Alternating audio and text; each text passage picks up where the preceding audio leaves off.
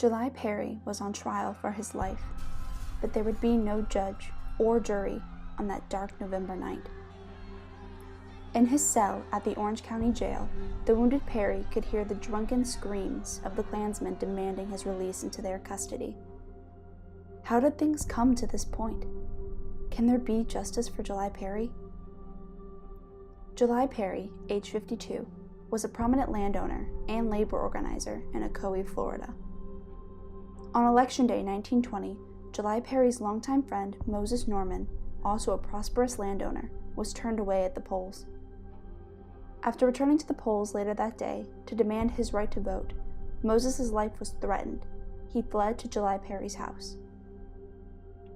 A gunfight ensued at Perry's house after it was surrounded by a white mob. 2 white men were killed, and Perry was severely wounded but taken to the Orange County Jail. Carloads of Klansmen converged on Ocoee. Entire sections of the town were burned to the ground.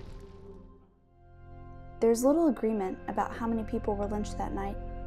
Most estimates range between 30 and 60. July Perry was among the dead.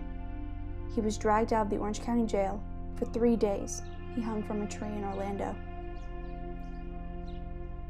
His body was eventually buried in an unmarked grave in the local cemetery, to be forgotten for 80 years.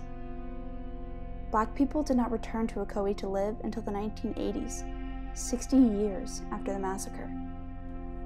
Moses Norman escaped and lived quietly in New Jersey until 1995, still afraid for his life. July Perry is one of the few individuals who we can identify among the many dead. Why is it so important for us to remember these histories in Central Florida? Well, Klan groups still meet here. Trayvon Martin was shot here. The direct descendants of the Ocoee victims still remember. The Truth and Justice Project in Orlando is one of the organizations that seeks to remember these events, to promote critical public dialogue about racial inequality.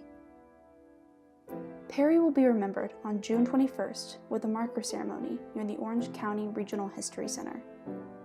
His story will be told on one side of the historical marker, while the other side will be dedicated to the hundreds of people who were lynched throughout the South. It is their hope that July Perry's will be the first of many such markers placed throughout Central Florida.